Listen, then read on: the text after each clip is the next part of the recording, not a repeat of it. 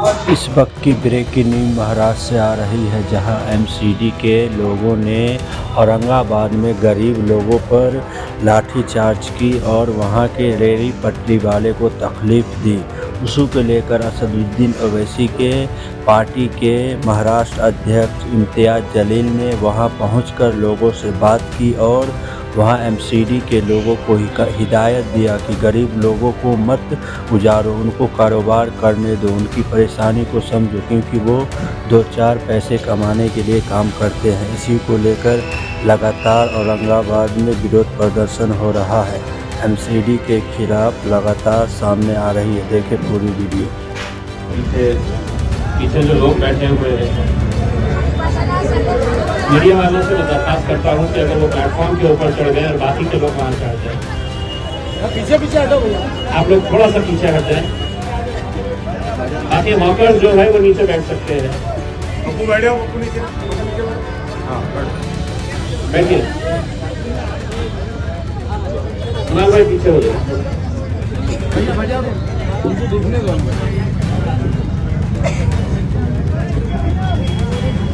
देखिए, मुझे ये बताया गया था कि इस शहर के अंदर कई 100 ऐसे हाथ गाड़ी वाले हैं जो टोकरी में अपना कारोबार करते हैं, जो रास्ते के ऊपर बैठ के कारोबार करते हैं।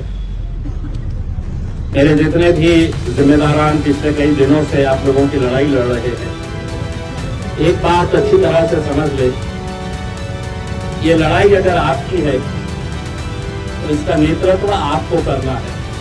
हम आपको सिर्फ पीछे से ताकत देने वाले हैं। अगर आप तकलीफ में है और आप ये उम्मीद कर रहे हैं कि साहब हमारी लड़ाई जो है वो नासिर सिद्दीकी लड़ेगा और मैं धूप के वक्त में जाके आराम करूंगा, तो ऐसा मुमकिन नहीं हो सकता है। जब रास्ते के ऊपर उतरना है तो पूरी ताकत के साथ उतरना है। जब लड़ाई लड़ना है किसी एक मुद्दे के लिए तो पूरी ताकत के साथ लड़ना है। आज महानगर पालिका के सामने ये जो आंदोलन रखा गया है, ये 2 दिन पहले मुझे बताया गया था कि क्रांति चौक से हाथ गाड़ी का एक मोर्चा निकाला जाएगा और महानगर पालिका तक आएगा। लेकिन नासिर भाई ने मुझे बताया कि पुलिस ने परवानगी नहीं दी। परवानगी इसलिए नहीं दी कि देश के उपराष्ट्रपति धनखड़ साहब यहां पर आने वाले थे, मुख्यमंत्री साहब यहां पर आने वाले थे, इसीलिए आपको इजाजत नहीं मिली। मैं पुलिस डिपार्टमेंट से यह कहना चाहता हूं, इस देश के अंदर जीने का अधिकार जितना धनखड़ साहब को है और देवेंद्र फडणवीस साहब को है, उतना ही अधिकार ये कामगारों को है, ये फल फूल बेचने वालों को। ये मरे चलेगा, ये लाठियां खाए चलेगा, लेकिन धनखड़ साहब आ रहे हैं तो हमने ये आंदोलन नहीं करना चाहिए। ये तो शुक्र है मैं मुंबई में था, वरना रैली क्रांति चौक से यहां नहीं आती, धनखड़ साहब को पकड़ने के लिए जाती, देवेंद्र फडणवीस साहब के पास जाती। क्योंकि ये लड़ाई जो है ये कानून और गैर कानून की लड़ाई है। हमें यहां पर बैठने की जरूरत ही नहीं है अगर महानगर पालिका पूरी ईमानदारी के साथ कायदे की चौकट में रहकर काम करे। कहां है कानून की किताब? शोएब साहब, किताब दे दो, बोलना उनके पास ही।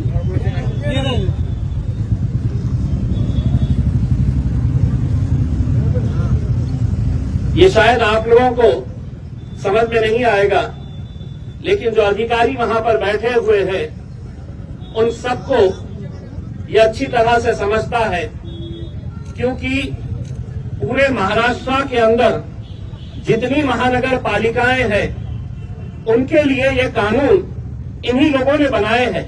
न ये आपने बनाए हैं न हमने बनाए हैं। और इसमें आपको ताज्जुब होगा कि ये कानून के अंदर जो सबसे पहला कानून जो बनाया गया है, सबसे पहला कानून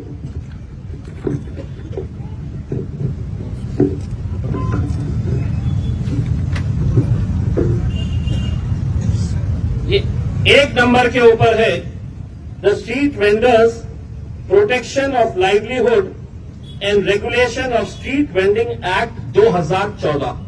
सबसे पहला इन्हीं की किताब है, मेरी किताब नहीं है, कानून मैंने नहीं बनाया है। और ये कानून 2014 के अंदर जब बना, उसके बाद 2019 के अंदर जब आप लोगों ने मुझे लोकसभा के अंदर भिजाया, तो मैंने ये बात दिल्ली के अंदर उठाई थी कि आपने कानून तो बना दिए हैं, लेकिन आज एक सच्चाई ये है कि कोई भी ठेले वाला सम्मान के साथ अपना कारोबार नहीं कर सकता है। कभी महानगर पालिका का दस्ता आएगा इन्हें उठाने के लिए, कभी पुलिस वाले आएंगे हफ्ता जमा करने के लिए, कभी उस इलाके का गुंडा मवाली आएगा, इस इलाके में बैठना है तो इतना पैसा दो। अगर कानून बना है तो क्या वजह है कि आज उसी कानून के तहत इस शहर के अंदर जितने हॉकर जोन होना चाहिए वो हॉकर जोन नहीं बनाए गए। 14,000 से ज्यादा, जिस तरीके से नासिर साहब ने बताया है, हॉकर्स का रजिस्ट्रेशन हुआ है। क्या आप लोग उसके अंदर हैं? मैं आपको बताता हूं, यहां के अधिकारी और आपका जो ठेका लेने वाले आपके नेता है, इन लोगों ने अलग अलग नाम से रजिस्ट्रेशन करवाया है। क्यों? कि सरकार ने इसी कानून के तहत प्रधानमंत्री स्वनिधि योजना जो बनाई कि ये गरीब है, एक टोकरी के अंदर ये मौशी अपना कारोबार कर रही है, ये कारोबार अगर बढ़ाना है तो सरकार ने पहले इसे 15,000 रुपये लोन देने का तय किया उस स्कीम के जरिए। वो 15,000 रुपये ये वापस करती है तो और ज्यादा इसे लोन दिया जाएगा। ऐसा करते करते 50,000 रुपये तक का लोन ये हाथ गाड़ी वाले, ये टोकरे में, ये रास्ते के ऊपर बैठने वाले जो कारोबारी है, उनके लिए ये सरकार ने ये स्कीम निकाली। लेकिन मैं आपको यकीन के साथ कह रहा हूं कि ये 14,500 लोगों की लिस्ट अगर निकाली गई तो उसमें आधे से ज्यादा बोगस नाम है जिनके नाम से 15,000 रुपये उठाए गए हैं इस महानगर पालिका, बांटे गए आपस में, और अकेले महानगर पालिका के लोगों ने नहीं। इसमें जो आपके यूनियन के कुछ पदाधिकारी है, जो शहर के छोटे मोटे लीडर हैं, वो सभी लोगों ने ये 15,000 रुपये उठाए आपके नाम पे, वापस किए, फिर 25,000 उठाए, वापस किए, फिर 50,000 रुपये आपके नाम के ऊपर उठाए गए। अगर नहीं तो मैं महानगर पालिका को ये कहना चाहता हूं कि जितने लोगों का रजिस्ट्रेशन हुआ है वो रजिस्ट्रेशन की लिस्ट ऑनलाइन डाले कि कौन से महल्ले के अंदर, मुकुंदवाड़ी के अंदर कितने ठेले वाले हैं, किसको लोन दिया गया है, उस्मानपुरे के अंदर कितने हैं, शाहगंज के अंदर कितने हैं, किरारपुरे में कितने हैं, ये पूरी लिस्ट आप डालिए, अपने वेबसाइट के ऊपर डालिए, आपको पता चलेगा कि कितने लोगों ने 15,000, कोई हाथ गाड़ी नहीं, कोई टोकरी के अंदर सब्जी फूल नहीं बेच रहा है, फल नहीं बेच रहा है, लेकिन आपके नाम के ऊपर 15,000, 25,000, 50,000 रुपये के लोन निकाले गए हैं। 50,000 लेने के बाद ये कोई वापस नहीं करने वाला, क्योंकि उनका पता ही वहां पर नहीं है। गलत तरीके से रजिस्ट्रेशन कराए गए, और सवाल यही पैदा होता है कि अगर ये कानून के तहत, अगर इन्हें सम्मान के साथ काम करने की, 2 वक्त की रोटी कमाने की अगर इन्हें इजाजत दी जाए तो ये क्या मांग रहे हैं? ये आपसे सिर्फ एक छोटी सी जगह मांग रहे हैं। महानगर पालिका की जिम्मेदारी है। कानून के तहत मैं कोई भी बात कानून के अलावा नहीं बात कर रहा हूं। कानून के अंदर यह प्रावधान है कि हर मोहल्ले के अंदर हॉकर जोन होना चाहिए, हर एक को लाइसेंस देना चाहिए, आई कार्ड देना चाहिए। वो आई कार्ड से पता चलेगा कि कौन कहां पर बैठा हुआ है, किसका कौन सा इलाका है। लेकिन क्या ये सच्चाई नहीं है कि जो आ रहा है आपको उठाकर लेकर जा रहा है? मुझे बताया गया है कि हरसूल में किसी एक मुकाम के ऊपर जो जब्त करी हुई हाथ गाड़ियां हैं, कितनी हाथ गाड़ियां और जो वजन करने वाले कांटे होते हैं, कितने सारे हरसूल के अंदर पड़े हुए हैं। मैं मेरे तमाम जिम्मेदारों से ये कहना चाहूंगा, अगर इनकी मदद करना है तो प्रशासन को 8 दिन का समय दीजिए। एक एक गाड़ी इन्हें वापस मिलनी चाहिए, एक एक कांटा इन्हें वापस मिलना चाहिए। ये लड़ाई आप लोगों को, हम सबको मिलकर लड़नी है। आप बिल्कुल सही बात है, यहां पर बोलने वालों ने बताया है कि महानगर पालिका के अंदर सब कुछ अच्छा है, ऐसा नहीं है। गरीबों को किस तरीके से निशाना बनाया जाता है। कुछ दिन पहले एक अखबार के अंदर महानगर पालिका की तरफ से एक नोटिस आई, जिन जिन लोगों का टैक्स 1 लाख रुपए तक का नहीं भरा हुआ है, 1 लाख जिसका नहीं भरा है, उनकी प्रॉपर्टी जब्त की गई है। 1 लाख जिसका नहीं भरा गया है, ऐसे 32 लोगों की प्रॉपर्टी जब्त करके उसकी नीलामी करने की नोटिस महानगर पालिका ने दी। 1 लाख रुपया मैंने महानगर पालिका को लिखित के अंदर दिया हूं। कितने ऐसे लोग हैं शहर के अंदर जिसके 15 लाख, 20 लाख और 50 लाख रुपये बकाया है अभी तक? तुम उनको नहीं पकड़ोगे। गरीब को इसलिए पकड़ोगे कि तुम समझ रहे हैं कि गरीब की कोई आवाज नहीं है। लिखित के अंदर देने के बावजूद कि किस इलाके के अंदर किसके 15 लाख रुपए बचे हुए हैं, किसके 10 लाख रुपए बचे हुए हैं, क्या उनके लिए कानून अलग है? इनके लिए कानून अलग है। लेकिन नहीं, उन्हें यह मालूम है कि ये गरीब है, ये कितना लड़ेगा, कैसा लड़ेगा। लेकिन आपको मैं यकीन दिलाना चाहता हूं, कोई आए ना आए आपकी लड़ाई लड़ने के लिए, ये जितने खड़े हुए हैं मेरे साथ, ये आधी रात को आपके लिए खड़े रहने के लिए तैयार रहेंगे। मुझे खुशी है कि आपकी लड़ाई के लिए जिस तरीके से ये लोग अपने अपने इलाके के अंदर गए, मोहल्ले मोहल्ले के अंदर गए, और आप लोगों से यही अपील की कि ये लड़ाई हम लड़ेंगे आपके साथ मिलकर। हम भी चाहते हैं, हमारा क्या मफाद है इसके अंदर? हमारी सिर्फ यही कोशिश है कि ये गरीबों ने सम्मान के साथ, ऐसा नहीं कि महानगर पालिका की गाड़ी आ रही है तो महतारी बाई टोकरा उठाकर भाग रही है, हाथ गाड़ी वाले भाग रहे हैं। ये जहां पर हो रहा है, मैं एक आपसे भी कुछ बात कहना चाहता हूं। मैं धंधा कर रहा हूं तो मैं कहीं पर भी खड़े रह सकता हूं, कितनी भी सड़क के ऊपर मैं आ सकता हूं। इसका ख्याल हमको भी करना है।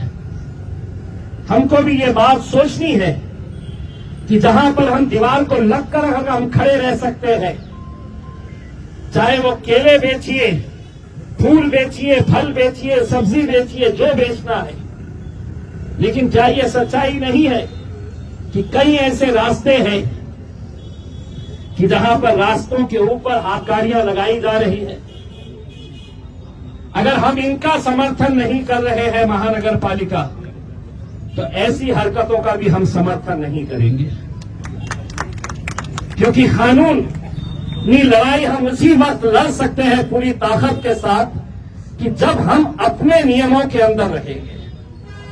यकीनन आज इनके पास कोई भी उन्होंने हॉकर जोन नहीं तैयार किया है, इसीलिए ये डर डर के कारोबार आपको करना पड़ रहा है। लेकिन हम महानगर पालिका के अधिकारियों से अनुरोध करते हैं कि आप जब तक हॉकर जोन नहीं बनाते हैं, तब तक आपने ये जो मिलिट्री इन लोगों के ऊपर छोड़ रखी है, वो मिलिट्री को अंदर ही रहने दीजिए। और अगर इसके बाद इस शहर के अंदर आप अगर सही जगह के ऊपर खड़े रहे, हम आएंगे लड़ने के लिए। अगर इसके बाद अगर ये मिलिट्री वाले किसी एक गाड़ी को भी पलटी किए, फल फूल सब्जी अगर जमीन पर फेंकी गई, तो जवाब उन्हें कैसा मिलेगा ये अच्छी तरह से समझ लेंगे। हम यकीनन कायदे कानून का पालन करना चाहते हैं, लेकिन हम लोगों को भी बड़ी जिम्मेदारी के साथ, हमें तो 2 वक्त की रोटी कमानी है, 2 वक्त का खाना हमें कहां से मिलता है। आप जब सुबह सुबह निकलते हैं, धूप में बैठते हैं, चाहे बारिश हो चाहे ठंडी हो, आप किससे फिक्र इस बात की रहती है कि आज के दिन मैं कारोबार अगर करूंगी या करूंगा तो मेरे घर का चूल्हा जलेगा। सम्मान के साथ आप भी काम करिएगा। यकीनन अगर कोई कायदा कानून तोड़ेगा तो हम उसके खिलाफ जाएंगे। आप लोग भी ये समझ लीजिएगा कि मजलिस आपके साथ पूरी ताकत के साथ खड़े रहेगी। और ये लड़ाई सिर्फ हमारी ऐसा नहीं है। कभी उनके पास भी जाओ जो सिर्फ 5 साल के अंदर आपको नजर आते हैं, 5 साल के बाद आपको दिखाई देते हैं, उनके पास भी जाइए, उनसे भी कहिएगा कि ये लड़ाई जो असरार लड़ रहा है, शारिक लड़ रहा है, नासिर लड़ रहा है, समीर लड़ रहा है, साबिर भाई लड़ रहे हैं, विकास हेड़के लड़ रहा है, ये लड़ाई के अंदर सब लोगों को आने की जरूरत है। मैं आप लोगों से सिर्फ इतना अनुरोध करना चाहता हूं कि जो मेमोरेंडम आज महानगर पालिका के आयुक्त को, कमिश्नर को दिया जाने वाला है, उसमें हम कोई ऐसी मांग नहीं रख रहे हैं। हम उनसे कह रहे हैं कि किसी इलाके के अंदर अगर 10 हाथ गाड़ी वाले 20 टोकरा लेकर बैठी हुई हमारी मौसी, हमारी माएं, हमारी बहनें अगर बैठी हुई है, तो उनको सम्मान के साथ कारोबार करने का अधिकार दीजिए। बस यही मांग है हमारी। वरना डर कर, घबरा कर कि कभी पुलिस वाले आ रहे हैं हटाने के लिए, कभी महानगर पालिका का तोड़ू दस्ता आ रहा है उठाने के लिए, कभी गाड़ियों को पलटाया जा रहा है, फल फूल को तो सड़क के ऊपर फेंका जा रहा है। नियम का हम भी पालन करेंगे। यकीन मानिए, अगर एक मर्तबा जगह आप लोगों को दे दी गई और उस जगह से हटकर अगर कारोबार होगा तो शायद उस लड़ाई के अंदर हम भी शामिल नहीं हो पाएंगे। लेकिन जगह देकर इनको कानूनी तरीके से जो किताब के अंदर लिखा है, मैं किताब इसलिए लेकर आया कि हो सकता है इन्होंने पढ़े नहीं होंगे कि कानून ये खुद ने क्या बनाए हैं, तो वो किताब पढ़वाने के लिए मैंने ये कानून की किताब लेकर आया हूं। और उम्मीद करता हूं कि हमारा जो डेलीगेशन वहां पर जाए तो वो किताब साथ में लेकर जाए और उन्हें भी ये बताए कि ये कानून के अंदर सबसे पहला कानून जो है कोई अमीरों के लिए धन्ना सेठों के लिए नहीं है। सबसे पहला कानून बना है तो ये गरीबों के लिए बना हुआ है, जो कष्ट करके मेहनत करके 2 पैसा कमाने वाले हैं। रमजान का महीना आ रहा है, सभी के लिए ये रमजान के महीने में 2 पैसे कमाने का मौका मिलता है। लेकिन आप लोगों की जिम्मेदारी है, हमने अपने तौर के ऊपर ये तय कर रहे हैं कि हम कहां पर ऐसी रमजान की मार्केट को बना सकते हैं जहां पर पब्लिक को भी तकलीफ नहीं होनी चाहिए और आसानी के साथ आप लोग जो माल लेकर आ रहे हैं वो माल बड़ी आसानी के साथ बिकना चाहिए, अच्छी जगह उसको मिलनी चाहिए। इसके बारे में भी हम चर्चा कर रहे हैं। आप लोगों का साथ रहेगा तो यकीनन ये रमजान के महीने को हम बहुत अच्छी तरीके से, बहुत अच्छी जगह के ऊपर हम लोग ऑर्गेनाइज कर सकते हैं। मैं मेरी पूरी टीम जो इस आंदोलन को कामयाब करने के लिए पिछले कई दिनों से मेहनत कर रही है, मैं उन सभी लोगों का शुक्रिया अदा करता हूं और उम्मीद करता हूं कि ये लड़ाई आपकी अकेले की नहीं रह गई है। ये लड़ाई के अंदर उन गरीबों का साथ मजलिस पूरी ताकत के साथ खड़े रहेगी, आप लोगों का साथ देगी और यकीनन आप लोगों को यह अधिकार दिला के रहेगी कि आप लोग भी इज्जत और सम्मान के साथ ये कारोबार कर सके। बहुत बहुत धन्यवाद।